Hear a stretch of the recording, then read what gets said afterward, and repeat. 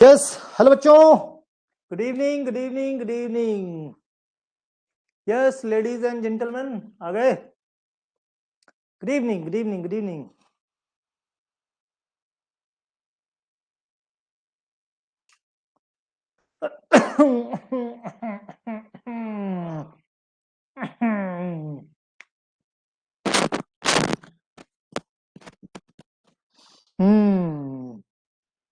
Good evening good evening good evening good evening good evening. तो आज जो शुरू करने जा रहे हैं फार्माकोलॉजी का सेकंड यूनिट। किसका? फार्माकोलॉजी का सेकंड यूनिट है ना। Drug acting on peripheral nervous system, unit number second, lecture number 1। इसमें हम लोग सबसे पहले देखेंगे कोलिनर्जिक ड्रग्स, जिसको हम बोलते हैं कोलिनोमाइमेटिक एंड पैरासिम्पैथोमाइमेटिक ड्रग, या कह सकते हो cholinergic agonist. Yes everyone is present. I am good I am good I am good. तो तैयार भाई फार्माकोलॉजी पढ़ने के लिए? यस, आई होप कि एवरीवन इज रेडी। चलो भाई, गुड इवनिंग। शुरू करते हैं। पहले सिलेबस देखो। Syllabus first, unit number second, drug acting on peripheral nervous system. क्या क्या पढ़ना है ये जानना जरूरी है। तो इसमें क्या पढ़ेंगे हम? Step involve in neuro humoral transmission, neurotransmitter का किस तरीके से इन्वॉल्वमेंट होता है, यानी न्यूरो ह्यूमोरल ट्रांसमिशन किस तरीके से होगा। दूसरा, सबकी डेफिनेशन देखेंगे, उनकी क्लासिफिकेशन देखेंगे, फार्माकोलॉजिकल एक्शन देखेंगे, dose, indication and Contra indication. बस, इससे ज्यादा देखने की जरूरत नहीं है। किताबें भरमार है, उसमें बहुत कुछ दिया है, हमें सिर्फ टॉपिक वाइज चलना है। आज एक एक दिन है। कितने भाई? 1 2 3 4 5 6 7 8, 8 टॉपिक हैं, तो 8 लेक्चर लगेंगे। इन्होंने 11 लेक्चर की बात करी है, हम 8 लेक्चर में इसको खत्म करेंगे। आज हमारा टारगेट है कि कोलिनर्जिक ड्रग्स खत्म कर दें। ठीक, good evening good evening good evening. चलो भाई, तो शुरू करते हैं। पहले पेरिफेरल नर्वस सिस्टम। भाई क्या होता है पेरिफेरल नर्वस सिस्टम? सुना है। सेंट्रल नर्वस सिस्टम सुना है। ये पेरिफेरल नर्वस सिस्टम का होता है। बताओ भाई, कोई बताएगा? यस, एनीबडी, कोई idea? Yes, good evening everyone, good evening good evening. बताओ भाई, पेरिफेरल नर्वस सिस्टम कौन सा है? देखो, सबसे पहले तो ध्यान से समझो, कोई चीज अगर सेंटर में है, कोई चीज अगर सेंटर में है, ठीक, कोई चीज सेंटर में है तो इसको हम क्या बोलेंगे? सेंटर में है भाई। और कोई चीज बाहरी बाउंड्री पे है तो इसको बोलेंगे ये पेरिफेरल, है ना, या कह सकते हो पेरीफेरी पे है। तो हम पढ़ने वाले क्या है? Drug acting on peripheral nervous system. तो देखो, जो तुम्हारा सबसे पहले समझो, जो नर्वस सिस्टम होता है, नर्वस सिस्टम के दो पार्ट, एक होता है सेंट्रल नर्वस सिस्टम। ठीक, ये तुम्हारा है central nervous system. Central nervous system, ये जो बीच का पार्ट है, इसको सेंट्रल नर्वस सिस्टम बोलते हैं। और बाकी ये जो पेरीफेरी है, इसको बोलते हैं पेरीफेरल नर्वस सिस्टम। मींस बाहर के जो पार्ट हैं उनको, इस भाई ये तुम्हारा हो गया मेडुला, जिसको बोलते हैं मेडुला ओब्लोंगाटा। यहां पे देखो, ये मेडुला है ना, और ये तुम्हारी है स्पाइनल कॉर्ड,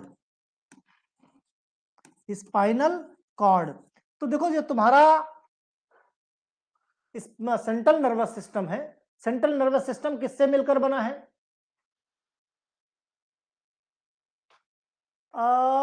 गरिमा पाल फार्माकोलॉजी पढ़ा रहे हैं क्या? क्वेश्चन भी तुम लोगों के बड़े अजीब है।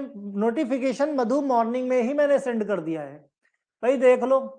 देखो, सब्जेक्ट कौन सा है? फार्माकोलॉजी। यस, बिल्कुल ठीक है ना। तो देखो, जो सेंट्रल नर्वस सिस्टम है किससे मिलकर बना है? ब्रेन और स्पाइनल कॉर्ड से। ठीक, ब्रेन एंड स्पाइनल कॉर्ड। और जो बाहर के पार्ट हैं उनको हमने नाम दिया पेरीफेरल नर्वस सिस्टम। ठीक, देखो ध्यान से इधर, nervous system, central nervous system brain और स्पाइनल कॉर्ड से बना है। पेरीफेरल नर्वस सिस्टम बाकी सेंट्रल नर्वस सिस्टम के बाहर जो कुछ भी है, सेंट्रल नर्वस सिस्टम के बाहर जो कुछ भी है, बाहर जो भी बाहर की तरफ के ऑर्गन्स हैं, पेरीफेरी पे जो ऑर्गन्स हैं, इन सबको हमने peripheral nervous system means outside the central nervous system नाम क्या दिया? Peripheral nervous system.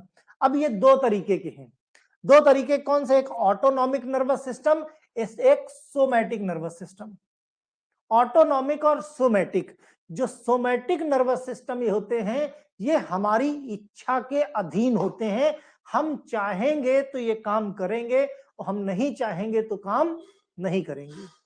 राइट। दूसरी बात, जो ऑटोनॉमिक नर्वस सिस्टम है इसको बोलते हैं इनवॉलेंट्री, मतलब अनैच्छिक। हम चाहें और चाहे ना चाहें ये वैसे ही काम करेंगे जैसे इनको करना है, उसको बोलते हैं ऑटोनॉमिक। मींस अपने आप सेल्फ रेगुलेट करके। भाई जैसे आपकी हार्ट बीट है, तुम चाहो रुक जाए तो क्या रुकेगी? क्या नहीं रुकेगी। किसी को सुसु आई है, ठीक, एक लिमिट तक रुकेगी, उसके बाद क्या? यूरिन फॉर्मेशन है, भाई किडनी है क्या कर रही? यूरिन का फॉर्मेशन कर रही। तुम क्या कहोगे? ना भाई देखो बहुत बिजी शेड्यूल है, आज दिन भर हम बहुत बिजी रहेंगे तो आज यूरिन फॉर्मेशन बंद, आज हम सुसु नहीं जाएंगे। क्या पॉसिबल है? नहीं पॉसिबल है। यस, है ना। क्यों? क्योंकि ये अपने आप रेगुलेट होते हैं। आज घर जो है बाहर ज्यादा ट्रेवल करना है, आज भूख नहीं लगनी चाहिए, मतलब आज डाइजेस्टिव जो है सिस्टम एकदम बंद कर दो। जो खाना बचा है इसको 2 दिन तक चलाना, आधा आज डाइजेस्ट करो आधा कल डाइजेस्ट करना। क्या ये पॉसिबल है?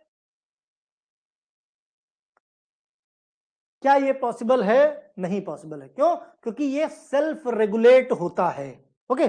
अब ऑटोनॉमिक नर्वस सिस्टम भी दो पार्ट में फिर डिवाइड किया गया है, एक सिंपैथेटिक नर्वस सिस्टम, एक पैरासिम्पैथेटिक नर्वस सिस्टम। क्या भाई नेटवर्क इशू है क्या? मधु कंप्लेन कर रही हैं यार, ये 8 बजे ही नेटवर्क प्रॉब्लम क्यों होती है? हो रही है क्या किसी और को? एनीवन?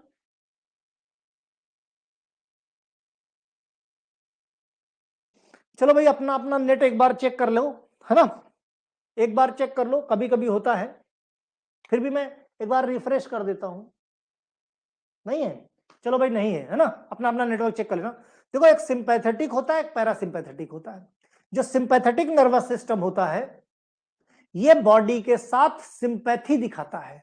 सिंपैथी मतलब जब बॉडी इमरजेंसी कंडीशन में होती है, जब बॉडी इमरजेंसी मींस आप कहीं फंस जाते हो, आपको पागल कुत्तों ने दौड़ा लिया, कुछ गुंडों ने घेर लिया, उस वक्त सिंपैथेटिक नर्वस सिस्टम एक्टिवेट हो जाता है और उसको आपको खूब सारी ताकत देता है।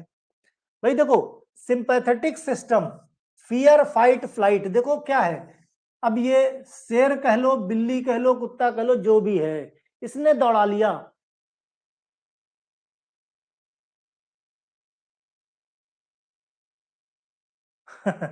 डियर मॉर्निंग में क्लास मैं तो शिफ्ट कर दूं, कोई इशू नहीं है, लेकिन बहुत सारे बच्चे हैं जो मॉर्निंग में पॉसिबिलिटी नहीं है क्लास लेने की। ओके, अदरवाइज मेरे लिए तो ठीक ही हो जाए, एक क्लास खत्म करने के बाद कॉलेज जाऊं। ठीक, तो सिंपैथेटिक नर्वस सिस्टम, जब कोई मुसीबत में आप फंस जाते हो उस समय सिंपैथेटिक नर्वस सिस्टम एक्टिवेट हो जाता है और पूरे शरीर की जो ताकत है वो सारी की सारी ताकत आपके हाथ पैर में आ जाती है। एक्स्ट्रा जितना भी शरीर में जो फिक्स डिपॉजिट करके ग्लाइकोजन तुमने रखा है, जितना भी ग्लाइकोजन, यही ठीक है ना, यही ठीक ही रहेगा, है ना, यही बेस्ट टाइम है, मुझे पता है, डोंट वरी, है ना। तो जितनी भी ताकत है वो सारी की ताकत कहां आ जाएगी? आपके हाथ पैर में आ जाएगी। लंग्स खुद तेजी से काम करना शुरू करेंगे, डाइजेशन बंद हो जाएगा। मींस डाइजेशन में क्यों डाइजेशन में क्यों एनर्जी वेस्ट करना, सूसू पॉटी का बनना बंद हो जाए। ध्यान दो, कभी जंग हो जाए, कभी तुम मुसीबत में फंस जाओ, इवन अगर किसी को सूसू आई है और अचानक मान लिया सूसू करने के लिए खड़ा हुआ, सामने से शेर की आवाज आ जाए या गोलियां चलने लगे, जो आई हुई सूसू वो भी भाग जाएगी और वो भागना शुरू कर देगा। इवनिंग में ही रहेगी ब्रिजेन, डोंट वरी, है ना। तो कहने का मतलब इमरजेंसी सिचुएशन में जो भी बॉडी की फंक्शनैलिटी है मैक्सिमम, वो बंद करके सारी की सारी एनर्जी प्रोवाइड करा दी जाती है उन चीजों को।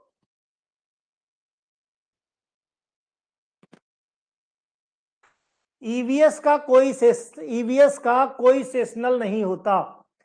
Environmental education and disaster management केवल यूपीबीटी में चलता है और कहीं नहीं चलता।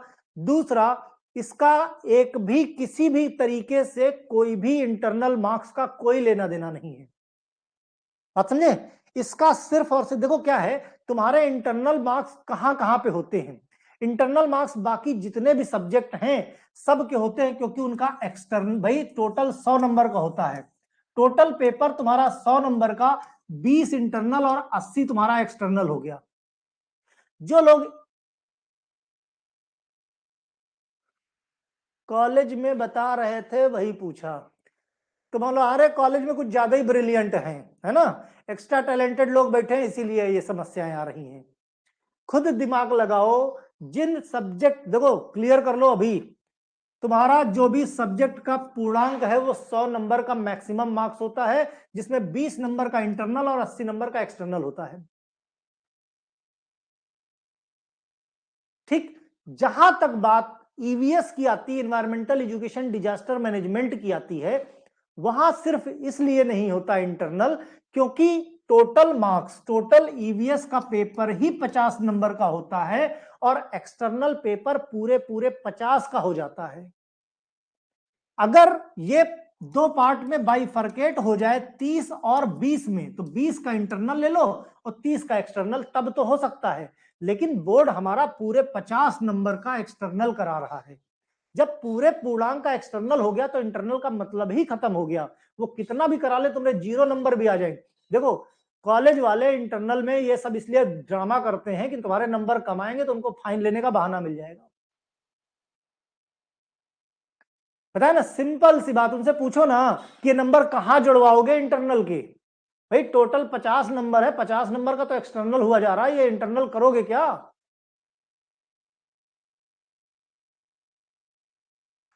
50 नंबर में 17 नंबर पासिंग मार्क होता है, 50 नंबर में 17 नंबर ले आओगे पास हो जाओगे, इससे ज्यादा चाहिए नहीं इन्वायरमेंटल में। ना तुम्हारे मैक्सिमम में जुड़ता है ना कुछ। सिर्फ यूपीबीटी के जो बच्चे हैं सिर्फ उनके लिए है, इसलिए परेशान मत हो। कोई बात नहीं प्रियांशु, ईवीएस सिर्फ यूपीबीटी के लिए, बाकी किसी के लिए नहीं। टॉपिक पे स्ट्रिक्ट हो, कोई इंटरनल नहीं होता, ये सब फर्जीवाड़ा है, कॉलेज वालों का फाइन लेने के तरीके हैं और कुछ नहीं, नथिंग। भाई जब तुम्हारे 100% जितने का पूर्णांक तुम्हारा अभी 100 नंबर का एक्सटर्नल होना शुरू हो जाए, तो ये बाकी के सब्जेक्ट के भी, जैसे फार्माकोलॉजी है 20 नंबर इंटरनल, 20 नंबर इंटरनल और 80 नंबर एक्सटर्नल, ठीक टोटल 100 हो गए। अगर 100 नंबर का एक्सटर्नल हो लगे तो इसका भी इंटरनल बंद हो जाए। भाई इंटरनल के 20 मार्क्स जुड़ते हैं ना, इसीलिए तो इंटरनल होता है। यहां पे तो पूरे का करवा रहा 50 नंबर का, तो इंटरनल किस बात का। एमपी बोर्ड में नहीं है, सिर्फ यूपीबीटी और किसी के लिए नहीं। टॉपिक पे आते हैं, है ना। देखो सिंपैथेटिक मैंने क्या कहा, जितने भी सर्विसेज हैं सब बंद कर दी जाती, सिर्फ इमरजेंसी सर्विसेज चालू की जाती है।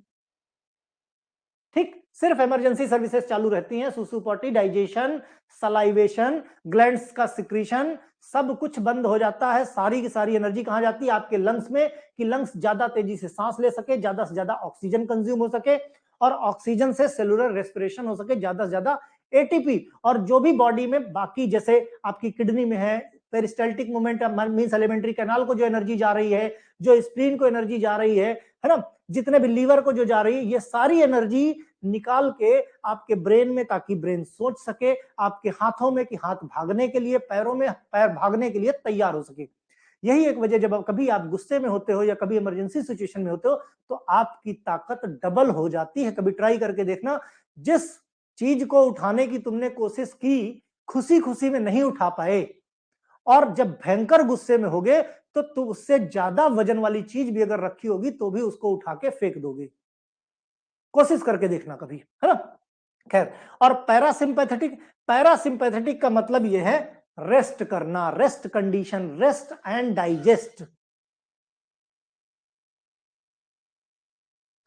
सेकेंड ईयर में सिर्फ और सिर्फ पूरे इंडिया में सिर्फ आरजीपीवी ऐसा है जिसको एमसीक्यू नहीं देना है, मल्टीपल चॉइस नहीं देना। बाकी पूरे इंडिया में कोई ऐसी यूनिवर्सिटी नहीं है, कोई ऐसा स्टेट नहीं जहां एमसीक्यू नहीं आता। सिर्फ आरजीपीवी में एमसीक्यू नहीं है, बाकी सब जगह है। ठीक, पैरासिम्पैथेटिक का मतलब रेस्ट कंडीशन। आज हम लोग पैरासिम्पैथेटिक ही देखने जा रहे हैं। अब देखो, सिंपैथेटिक और पैरासिम्पैथेटिक में फर्क, रेस्ट एंड डाइजेस्ट पैरासिम्पैथेटिक, और fight fear flight triple F, इसको बोलते हैं sympathetic nervous system. Increase the breathing rate, decrease the movement of diaphragm, pelvic, means body का जितना भी सिस्टम है। एड्रेनलिन तुम्हारा सिंपैथेटिक का पार्ट है।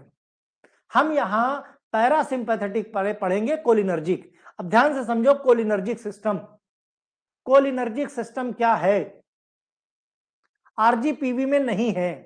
ठीक, अब देखो ये न्यूरॉन है, क्या है, दिस इज न्यूरॉन। बताओ पिक्चर क्लियर है न्यूरॉन की, समझ में आ रहा है।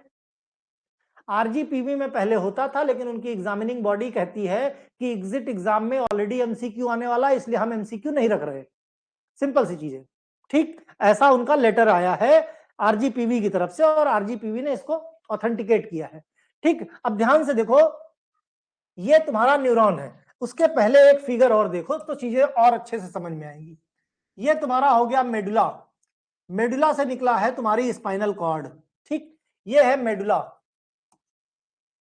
मेडुला से निकला है स्पाइनल कॉर्ड, ये है तुम्हारा स्पाइनल कॉर्ड, स्पाइनल कॉर्ड। ठीक, अब ध्यान से देखो, ये पार्ट है सेंट्रल नर्वस सिस्टम का, सेंट्रल नर्वस सिस्टम का। अब स्पाइनल कॉर्ड से तुम्हारे बहुत सारी नर्व्स निकली हुई हैं। ये नर्व्स किस लिए निकली हैं, क्योंकि जो भी इधर के ऑर्गन हैं, जो भी ऑर्गन हैं, उन ऑर्गन तक मैसेज पहुंचेगा कैसे, उन ऑर्गन तक मैसेज पहुंचाने का काम करते हैं ये नर्व्स, है ना। और ये नर्व्स क्या है, लगातार भाई घर में वायरिंग होती है, घर में वायरिंग होती है, कहीं अगर कोई बात नहीं, परेशान ना हो, मैं अभी बताता हूं, है ना। अगर नहीं दिख रहा तो इसको बना के बता देंगे, डोंट वरी। ठीक, चलो हटाओ भाई। अरे ठीक, नहीं दिख रहा तो कोई नहीं, हम बनाएंगे, हैं, परेशान क्यों हो। ठीक है, इधर समझो पहले, सेंट्रल नर्वस सिस्टम। अब जो सेंट्रल नर्वस सिस्टम है ये सबको कंट्रोल करता है। तो जो बॉडी के बाहर के पार्ट हैं जिनको हम इफेक्टर ऑर्गन बोलते हैं, इफेक्टर ऑर्गन जिनको बोलते हैं,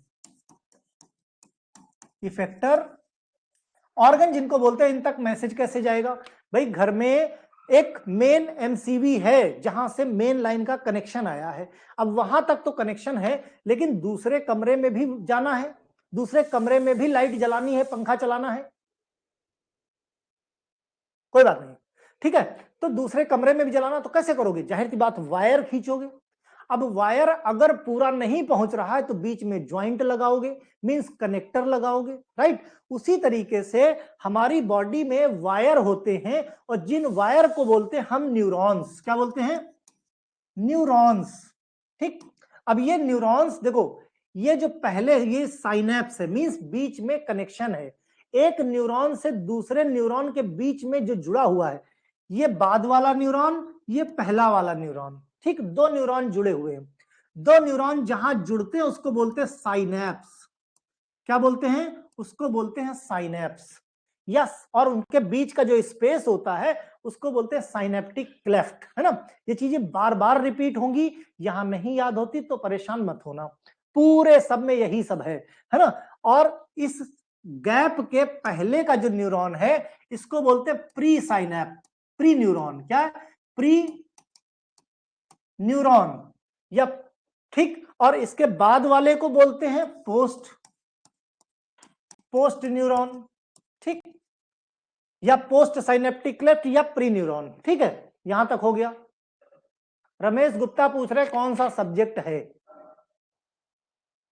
पीटी में क्वेश्चन आया था, पेट में, अरे बहुत सारे, तुम न जाने कितने फार्मासिस्ट के एग्जाम ले आओ, सब जगह यही सब भरा पड़ा है। मैं बोलता हूं ना, जिसने मेरा फर्स्ट ईयर सेकेंड ईयर का कोर्स ले लिया, पढ़ लिया, उसको किसी फार्मेसी एग्जाम की अलग से तैयारी करने की जरूरत नहीं है। रमेश गुप्ता फार्माकोलॉजी सब्जेक्ट है, ठीक है। तो देखो, सेंट्रल नर्वस सिस्टम से निकली है वायर्स, जिसको हम बोलते हैं न्यूरॉन, जिसको बोलते हैं नर्व्स, ठीक। अब इन्हीं नर्व्स में, यही नर्व अभी हम बनाएंगे डिटेल में। इस नर्व, भाई जैसे वायरिंग तुमने कर दी, तो खाली वायर खींचने से बल्ब जल जाएगा क्या, या पंखा चल जाएगा क्या? ग्रे मैटर, व्हाइट मैटर की बात हम ब्रेन के बारे में करेंगे जब हम ब्रेन पढ़ेंगे, यहां उसकी जरूरत नहीं है। अब जब लाइट होगी, मींस करंट होगा, तभी तो बल्ब जलेगा, खाली वायर खींचने से नहीं होता, लाइट का कनेक्शन भी होना चाहिए। तो ये न्यूरॉन्स क्या है? न्यूरॉन्स तुम्हारे स्पाइनल कॉर्ड से, इस ब्रेन से जुड़ा है स्पाइनल कॉर्ड, और स्पाइनल कॉर्ड से जुड़े हुए हैं ये नर्व्स। अब ये नर्व खाली जुड़े होने से इनको स्टिमुलस यानी आदेश नहीं मिलेगा, सेंस नहीं मिलेगा, इनके अंदर करंट होना चाहिए। और करंट किस चीज का होता है? करंट होता है न्यूरोट्रांसमीटर का। न्यूरोट्रांसमीटर। पता लगा नंगे पैर चले जा रहे हो, कांटा चुभ गया, अब कांटे पे पैर पड़ा, जैसे ही कांटा छूता है तुम पैर तुरंत उठा लेते हो। क्यों? क्योंकि फ्रैक्शन ऑफ सेकंड लगता है और तुरंत सेंसेशन आता है, कहां पे? स्पाइनल कॉर्ड के पास, और स्पाइनल कॉर्ड रिस्पॉन्स देता है, उठा लो, झटके के साथ पैर उठा लेते हो।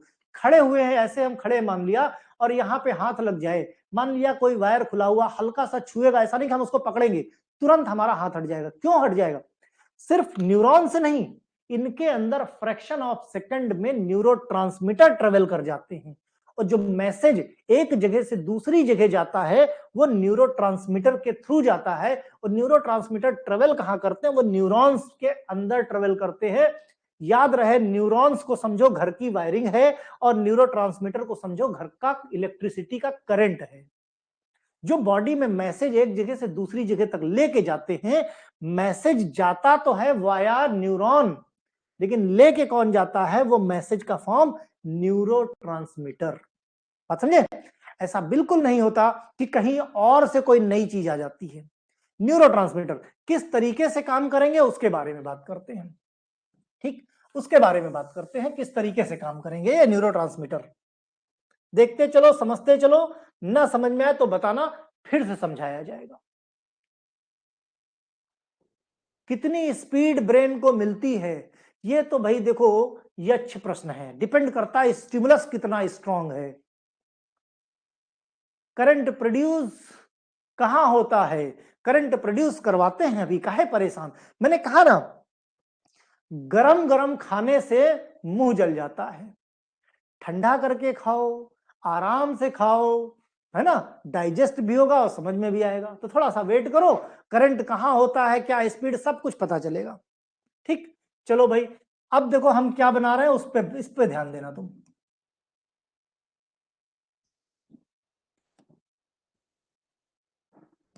बताओ भाई क्या है, क्या है ये है pre neuron, pre synapse, pre synaptic बोल सकते हो, प्री साइनेप्स बोल सकते हो, प्री न्यूरॉन बोल सकते हो, इसको बोल सकते हो post synaptic cleft, post synaptic cleft. ये बीच में जो गैप है इसको बोलते हैं साइनेप्स, इसको बोलते हैं साइनेप्स। ध्यान से समझते चलना, फिर से बताया, इसी को रिवीज देख लेना वापस। यस, ठंडा करके खा रहे हो ना, तो बिल्कुल ठंडा करके खाओ, समझ में आएगा, है ना। देखो ऊपर जो अभी हम जो बता रहे थे, ये तुम्हारा मेडुला था, ये तुम्हारा स्पाइनल कॉर्ड था, स्पाइनल कॉर्ड से ये न्यूरॉन्स गए थे, है ना, न्यूरॉन्स गए थे इफेक्टर ऑर्गन तक, ठीक। तो ये जो स्पाइनल कॉर्ड के पास वाला न्यूरॉन है जिसको प्री न्यूरॉन बोला था, ये ऊपर वाला है, और ये बाद वाला है। ये न्यूरॉन कहां जाता है? ये इफेक्टर ऑर्गन तक जाता है, इफेक्टर ऑर्गन तक जाता है। ठीक, मतलब रिसेप्टर कहां होंगे? रिसेप्टर हमारे कहां पे होंगे? जाहिर सी बात है हमारे पोस्ट साइनेप्स में होंगे, पोस्ट न्यूरॉन पे होंगे। यहां पे न्यूरॉन आया, यहां पे मैसेज मिला। कैसे मैसेज मिलेगा? ध्यान से समझो। अब यहां पे चैनल है, ये है एक्स्ट्रा सेलुलर मटेरियल। ठीक, ये है साइटोप्लाज्म, ध्यान से समझो। ये है अंदर, ये है तुम्हारा नर्व, न्यूरॉन है तुम्हारा। न्यूरॉन के अंदर तुम्हारा साइटोप्लाज्म होता है जिसको हम बोलते हैं सार्कोप्लाज्म। इफेक्टर ऑर्गन क्या होता है? इफेक्टर ऑर्गन जैसे तुम्हारा हाथ हो गया, जिस ऑर्गन पे इफेक्ट होने वाला है उस ऑर्गन को इफेक्टर ऑर्गन बोलते हैं। जिस ऑर्गन पे ये करंट लगा और स्टिमुलस मिला, साइनोवियल जॉइंट भी बोलते। रिचा, साइनोवियल जॉइंट एक अलग जॉइंट, दो जॉइंट के बीच में जो गैप होता है, दो हड्डियों के बीच में जो गैप होता है उसको साइनोवियल जॉइंट बोलते हैं। उसमें जो फ्लूइड होता है उसको साइनोवियल फ्लूइड बोलते हैं। यहां पे हड्डियों की बात नहीं, यहां न्यूरॉन की बात हो रही है जिसको हम साइनेप्स बोलते हैं। यहां हड्डियां नहीं है, साइनोवियल तो हड्डियों में है, यहां न्यूरॉन की बात हो रही है। ओके, तो देखो ध्यान से, यहां पे एक्स्ट्रा सेलुलर मटेरियल में होता है कोलीन। क्या होता है? कोलीन होता है। ठीक, और क्या होता है? ढेर सारे आयंस होते हैं, यानी इधर पॉजिटिव आयंस, बाहर की तरफ सरफेस पे पॉजिटिव आयन ज्यादा है। जब कभी स्टिमुलस आया मींस कांटा लगा, क्या होगा? ये कोलीन अंदर जाएगा, कोलीन के साथ साथ सोडियम क्लोराइड अंदर जाएगा। मतलब जो बाहर का पॉजिटिव था वो अंदर की सरफेस पे पॉजिटिव चला गया और बाहर की सरफेस निगेटिव हो गई। इस प्रोसेस को बोलते हैं डीपोलराइजेशन। क्या बोलते हैं? डीपोलर। जो न्यूरो ह्यूमरल ट्रांसमिशन है ना, वो यही है, पर इस प्रोसेस को बोलते हैं डीपोलराइजेशन। सोडियम आयन के अंदर जाने को डीपोलराइजेशन बोलते हैं। कोलीन क्या होता है? कोलीन एक केमिकल होता है। कोलीन एक केमिकल है जो कि तुम्हारे न्यूरोट्रांसमीटर की सिंथेसिस में मदद करता है, प्रिकर्सर का काम करता है। ठीक, तो भाई हमारी बॉडी के अंदर बहुत सारे केमिकल्स पड़े हुए हैं जो प्रिकर्सर का काम करता है। यस, पोटेशियम भी होता है, लेकिन यहां जो बात करें, पोटेशियम, सोडियम क्लोराइड, मैग्नीशियम, बहुत सारे आयंस होते हैं। हमारे जो काम के आयंस हैं हम उनकी बात करते हैं। सारे आयंस की बात कर लेंगे तो कंफ्यूज हो जाओगे कि पढ़े कहां से और छोड़े कहां से। ठीक है, तो सोडियम आयन की बात करो, सोडियम आयन के अंदर जाने के प्रोसेस को डीपोलराइजेशन बोलते हैं। और जब कहीं पे डीपोलराइजेशन होता है तो वो मेम्ब्रेन एक्टिव, वो न्यूरॉन एक्टिव हो गया। यहां पे साइटोप्लाज्म में क्या होता है? साइटोप्लाज्म में माइटोकॉन्ड्रिया होता है। साइटोप्लाज्म के अंदर क्या होंगे भाई? सेल हैं, तो सेल के अंदर सेल ऑर्गेनेल्स होंगे, माइटोकॉन्ड्रिया होंगे। माइटोकॉन्ड्रिया क्या जनरेट करेंगे? माइटोकॉन्ड्रिया एटीपी देंगे। ठीक, एटीपी देंगे तो भाई तुम्हारा कोलीन आ गया अंदर। अभी इंपल्स आया जिसकी वजह से कोलीन और सोडियम आयन अंदर आ गया। यहां पे सेल के अंदर पे एसिटाइल कोएंजाइम ए है। क्या है? Acetyl coenzyme A. Acetyl coenzyme A है जो कोलीन के साथ मिलके, कोलीन के साथ acetyl coenzyme A plus ATP मिलके सिंथेसिस करता है एसिटाइल कोलीन की, मिलके सिंथेसिस करता है एसिटाइल कोलीन की। बराबर, एसिटाइल इंपल्स आया, एसिटाइल कोलीन लगातार बनता जा रहा है और बनने के साथ ये वेसिकल में स्टोर हो रहा है। इंपल्स का मतलब जैसे यहां पे सुई चुभुई, कोई सिग्नल देना, कोई सिग्नल देना मतलब कोई इंपल्स देना। वो इंपल्स जनरेट होता है जब कहीं कुछ ग्रेडियंट चेंज होता है। बहुत सारे आयंस होते हैं, यहां सिर्फ सोडियम की बात करूं, बताया ना कि देखो सिर्फ वही चीज समझो जिसमें कंफ्यूजन ना हो, क्योंकि आगे जाके बहुत सारे टॉपिक हैं, अलग अलग आयंस अलग अलग जगह आएंगे, फिर कंफ्यूज हो जाओगे कहां सोडियम आया था, कहां पोटेशियम आया था, कहां पे क्या आया था। जो पढ़ा रहा हूं उस पर कॉन्सेंट्रेट करो, ठीक। तो एसिटाइल कोलिन लगातार सिंथेसिस होता है और यहां वेसिकल में स्टोर होता है। ये पहला स्टेप न्यूरोह्यूमरल ट्रांसमिशन का, सिंथेसिस ऑफ एसिटाइल कोलिन हुआ। पहला स्टेप हुआ, सिंथेसिस पूरी हुई, ठीक, सिंथेसिस हो गई। अब एसिटाइल कोलिन एक्शन के लिए रेडी है, मींस बन के न्यूरोट्रांसमीटर कहां बना हमारा, प्री न्यूरॉन में, प्री साइनेप्टिक क्लेफ्ट में बन गया, ठीक। अब देखो कोलिन है, कोई इंपल्स आया तो कोलिन क्या होगा, इधर गेट है, इधर चैनल्स हैं, ये चैनल्स ओपन होंगे, कोलिन और सोडियम अंदर जाएगा। अंदर में क्या है, एसिटाइल को एंजाइम वे है जिसके साथ कोलिन मिलके in presence of ATP energy देता है, इसकी सिंथेसिस के लिए बना लेता है एसिटाइल कोलिन। जितना एसिटाइल कोलिन बनता है ये वेसिकल के अंदर स्टोर होता है। बन गया, अब कोई चीज बन गई तो तुम यूज कर सकते हो। यहां पे होता है कैल्शियम चैनल, यहां पे होता है कैल्शियम चैनल, और कैल्शियम जैसे ही अंदर जाता है, जैसे ही जाता है यहां पे वोल्टेज ग्रेडियंट जनरेट होता है। वोल्टेज ग्रेडियंट जनरेट होने से क्या होगा, ये एसिटाइल कोलिन इस मेम्ब्रेन की आउटर लेयर के साथ स्टिक हो जाएगा और एक्सोसाइटोसिस के थ्रू एसिटाइल कोलिन तुम्हारे इस साइनेप्स में जो गैप है यहां पे आ जाएगा। मिलोपिन क्या होता है, पता नहीं क्या होता है, कोई भी ऐसा बिल्कुल नहीं है।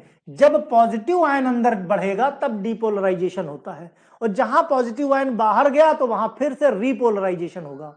डिपोलराइजेशन का मतलब, डिपोलराइजेशन का मतलब होता है एक्टिव होना, और हाइपर पोलराइजेशन का मतलब होता है कि डीएक्टिव होना, ठीक। अब देखो यहां पे एसिटाइल कोलिन का वेसिकल आया, इसके साथ स्टिक हुआ, वोल्टेज ग्रेडियंट बना तो एक्सोसाइटोसिस से एसिटाइल कोलिन बाहर आ गया, एसिटाइल कोलिन बाहर आ गया। अब ये एक्शन के लिए तैयार। भाई एसिटाइल कोलिनर्जिक न्यूरॉन कौन कौन से होते हैं, तो कोलिनर्जिक न्यूरॉन होते हैं निकोटिनिक और मस्करिनिक, दो न्यूरॉन होते हैं, निकोटिनिक और मस्करिनिक। अब ये जो एसिटाइल कोलिन है ये क्या करेगा, ये यहां पे बाइंड होगा किसके साथ, मस्करिनिक रिसेप्टर के साथ। जब कोई इंपल्स आया तो कैल्शियम चैनल ओपन होता है, कैल्शियम आयन अंदर जाता है, जब कैल्शियम आयन अंदर जाएगा तो एसिटाइल कोलिन बाहर आएगा। बस इतना ध्यान रखो, एसिटाइल कोलिन बाहर आएगा, और जब एसिटाइल कोलिन बाहर आएगा तो अपने अपने रिसेप्टर के साथ बाइंड करेगा।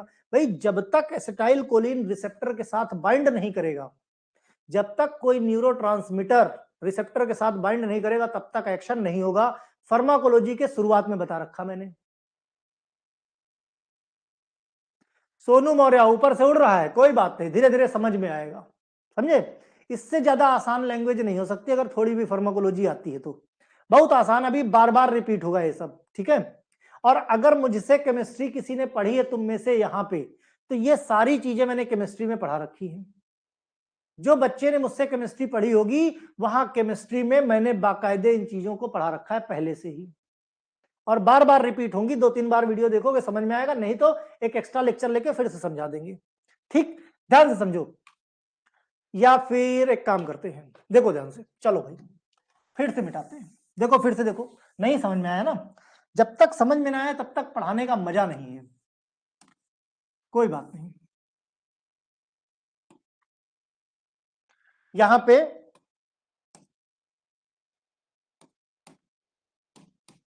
ठीक, ये एक गेट है, इधर एक्स्ट्रा सेलुलर है,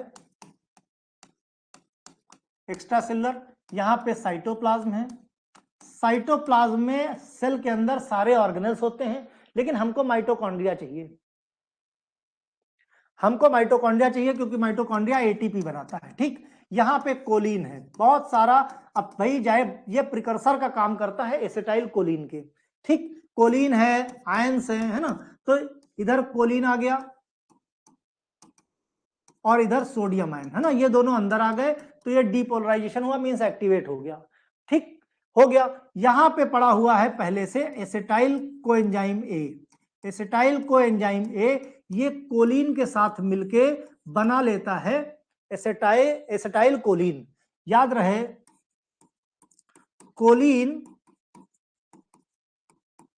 एसिटाइल कोएंजाइम ए के साथ मिलके बनाता है एसिटाइल कोलिन, और इसको जरूरत पड़ती है किसकी? एटीपी की, इन प्रेजेंस ऑफ एटीपी। ठीक, कोलिन एसिटाइल कोएंजाइम ए कहां पे है? साइटोप्लाज्म के अंदर है। ये एटीपी की मदद से एसिटाइल कोलिन बना लेता है। क्या बनाता है? एसिटाइल कोलिन बना लेता है। ठीक, आई होप ये चीज क्लियर हो रही होगी। अब एसिटाइल कोलिन बनता जाएगा और यहां पे स्टोर हो गया।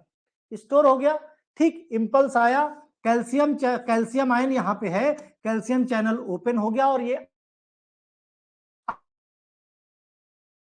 अंदर जाने से क्या होगा? एक तरह का वोल्टेज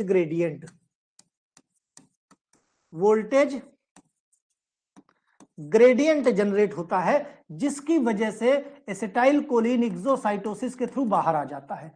बाहर इधर पे क्या है? इधर पे बाहर रिसेप्टर हैं। क्या है भाई? इफेक्टर ऑर्गन है ना, यहां रिसेप्टर हैं। दो तरह के रिसेप्टर होते हैं हमारे। कोलिनर्जिक रिसेप्टर दो तरीके के होते हैं। अभी हुआ क्लियर? चलो गुड, अच्छा है ना भाई। मेहनत जब अगर मैं पढ़ा रहा हूं तुमको समझ में ना आए तो फायदा क्या है? इसीलिए ठीक, देखो इधर एसिटाइल कोलिन बाहर आ गया।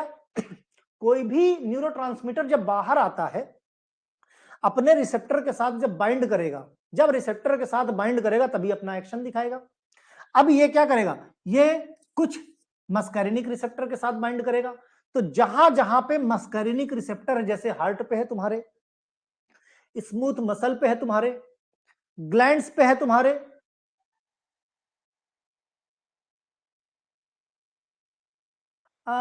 M and N. एन का मतलब होता है निकोटिनिक रिसेप्टर। एम का मतलब होता है मस्कैरिनिक रिसेप्टर। ये जो मस्कैरिनिक रिसेप्टर को एम रिसेप्टर बोलते हैं, ये M1 से लेके M5 तक होते हैं। M1 से लेके M5 तक होते हैं। और निकोटिनिक रिसेप्टर दो तरह के, NN और NM टाइप के होते हैं। ठीक, अब रिपीट नहीं होगा, अब रिपीट तुम लोग कर लेना इसको। ठीक है, दोबारा देख लेना वीडियो तो रिपीट हो जाएगा अपने आप। ठीक, अब देखो न्यूरोट्रांसमीटर जब रिलीज होके आ गया तो न्यूरोट्रांसमीटर जो मस्कैरिनिक रिसेप्टर के साथ बाइंड करेगा, तो जहां जहां पे एम रिसेप्टर प्रेजेंट है वहां पे काम दिखाएगा, है ना, वहां पे असर दिखाएगा। और जो एन रिसेप्टर के साथ बाइंड करेगा वो एन रिसेप्टर के साथ काम दिखाएगा। ठीक, जो बचा रह जाएगा, ध्यान रहे सारा का सारा इस्तेमाल तो नहीं हो गया, जो बचा रह जाएगा यहां पे एक चैनल होता है, ये फिर वापस से ले लेता है इसको रीअपटेक कर लेता है। कुछ जो रीअपटेक कर लेगा वापस से वो कोलिन के साथ, वापस से कोलिन क्या करेगा? जो रीअपटेक कर लेगा एसिटाइल कोलिन, यहां पे फिर से कोलिन और एसिटाइल कोलिन, देखो ध्यान से, एसिटाइल कोलिन तुम्हारा इधर देखो, एसिटाइल कोलिन ब्रेक होता है कोलिन और एसिटेट में। कोलिन और यस, एन और एम टाइप के दो रिसेप्टर्स होते हैं, nicotinic receptor, muscarinic receptor. Muscarinic receptor M1 से लेके N5 यानी 5 तरीके के होते हैं। निकोटिनिक रिसेप्टर 2 तरीके के होते हैं, NN और NM। ठीक है, अब जब रिसेप्टर के साथ बाइंड करेंगे उसके बाद उस रिसेप्टर जिस पोजीशन पे M, जैसे M2 की बात करें, M2 हार्ट पे होता है, ये हमेशा रिलैक्स, जो भी तुम्हारा पेरिफेरल नर्वस सिस्टम में कोलिनर्जिक ड्रग्स है, ये हमेशा रिलैक्स मोड पे काम करते हैं, हमेशा बॉडी को रिलैक्स करने का। मींस अगर हार्ट पे तो हार्ट को रिलैक्स करेगा, यानी फोर्स ऑफ कंट्रैक्शन कम कर देगा। ठीक, फोर्स ऑफ कॉन्ट्रैक्शन कम कर देगा। स्केलेटल मसल पे है तो उसको कम कर देगा, स्मूथ मसल पे है तो वैसोडाइलेशन कम कर देगा। मींस वैसोडाइलेशन कर देगा जिससे ब्लड वेसल का फोर्स, ब्लड का फोर्स कम आ जाए। ओके, तो इस तरीके से जिस जिस रिसेप्टर का जो काम है उस पे बाइंड होगा और फिर वो काम करेगा। जो बच गया, जो एसिटाइल कोलिन बच गया, उसका क्या होगा? तो उसका एसिटाइल कोलिन, यहां पे एक एंजाइम सिक्रीट होता है जिसको बोलते हैं कोलिन स्टरेज। क्या बोलते हैं? कोलिन स्टरेज। जो बचा हुआ एसिटाइल कोलिन जो बच गया, भाई बेकार थोड़ी होगा, उसको फिर डिग्रेड कर देगा। किसमें? कोलिन और एसीटेट में। ये किसमें तोड़ देगा? कोलिन प्लस एसीटेट में। तो जिसकी वजह से ये कोलिन फिर से इसी तरह से जाएगा और फिर से यही प्रोसेस कंटिन्यू रहेगा। इस तरीके से होता है neurohumoral transmission of cholinergic system. Exocytosis का मतलब कोई चीज अंदर से बाहर आना, इंडोसाइटोसिस का मतलब कोई चीज बाहर से अंदर जाना। ठीक है, तो इस तरीके से न्यूरोह्यूमोरल ट्रांसमिशन होता है कोलिनर्जिक सिस्टम का। इसके आगे हम लोग पढ़ेंगे कल, ज्यादा कंफ्यूज होने की जरूरत नहीं, एक बार इसको रिपीट कर लेना, एक दो बार वीडियो देखना, अगर नहीं समझ में आता तो बताना, कल की क्लास एक्स्ट्रा लेके फिर से मैं इसको समझा दूंगा। ज्यादा लोड ना दिमाग में पड़े, इतना समझ लो, फिर मुझे कल बताना कि समझ में आया कि नहीं। एक दो बार वीडियो देखोगे तो समझ में आ जाएगा, आई होप। नहीं आता तो मुझे कमेंट करना, मैं बता दूंगा। बाकी चिल करो, शेयर और सब्सक्राइब करो, अपने दोस्तों को बताओ, डेली क्लासेस चलती हैं।